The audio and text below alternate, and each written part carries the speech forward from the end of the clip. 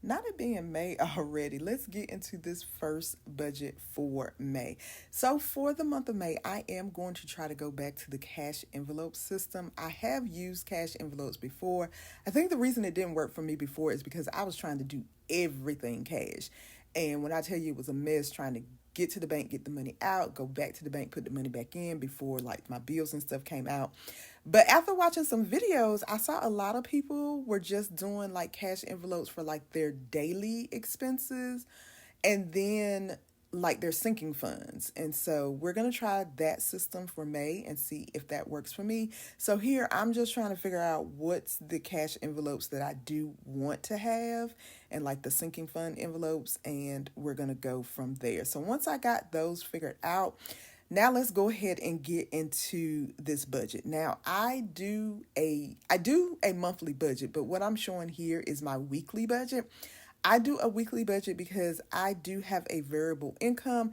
Even though I have a regular W-2 job, I am an hourly employee and my job is really flexible. Like, so my hours change weekly or between paychecks. So I know approximately how much I'm gonna make per pay period, but like I said, it can change because my hours can change. So we although this little sheet does say paycheck budget, note that I'm not necessarily budgeting a paycheck.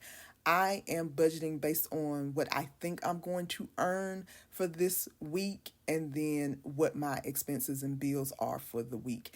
Now, this one I am doing May 1st through May 10th because I did not do a budget for the last week of April. So, yeah, this one will get me back on track by doing it May 1st through May 10th.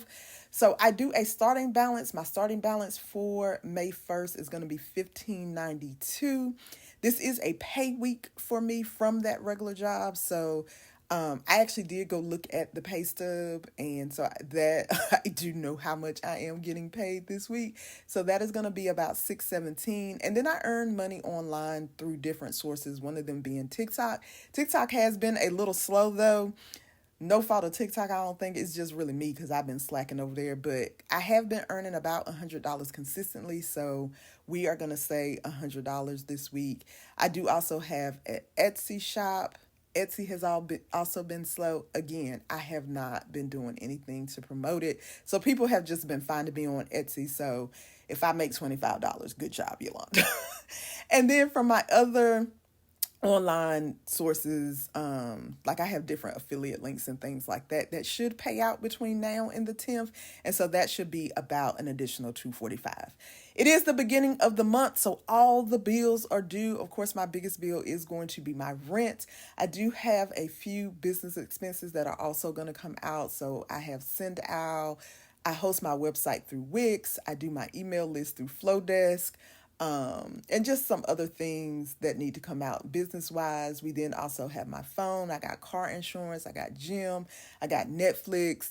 So in total, my bills looks like $1,257.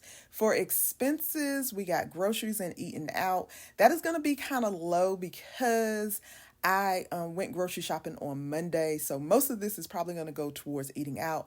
I then also have my coffee budget, household. I do budget to get my hair done once a month, and it is time for that. This pixie cut, listen, that relaxer and the haircut is necessary for this pixie. So overall, my expenses, it's going to be about 460. And then for sinking funds, I have one for my toddler, one for myself. It's the summertime, and listen, we are going to be outside. I do try to find some free events and things for us to go to, but occasionally we got to pay to play. And so I do have a sinking fund for outings slash entertainment. I'm also trying to get a month ahead on my bills, so I have a sinking fund for that. I also have a sinking fund for travel. I don't talk about where I work, but I do work in the travel industry, and one of the perks of my job is that I do get to fly standby for free.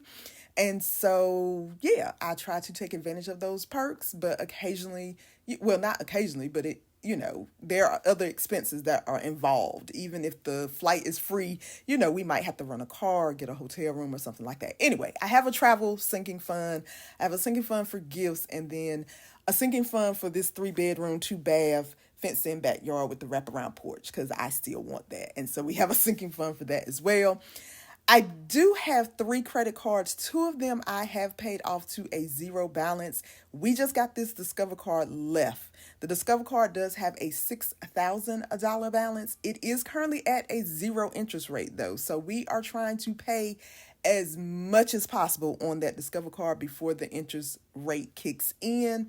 So I am going to throw an extra $100 because the payment is actually not due until the end of the month, but we are going to put an extra $100 towards that payment.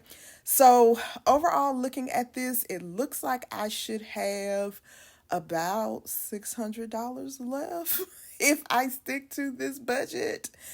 Now because my income is variable, I do try to keep a little cushion just in case things don't, I don't earn the money that I think I'm going to earn. I have a little cushion. So that's why I don't do a zero base. Like people may be like, well, if you have $600 left, you should pay more towards that credit card. But if this is a, a guess at what I think my income is going to be. Now, these bills ain't going to change. These bills are the bills. And so just in case my income is not, the math does not math, I need to have a little cushion there. So I'm fine with the $600 being left over if, everything goes as planned with this particular budget.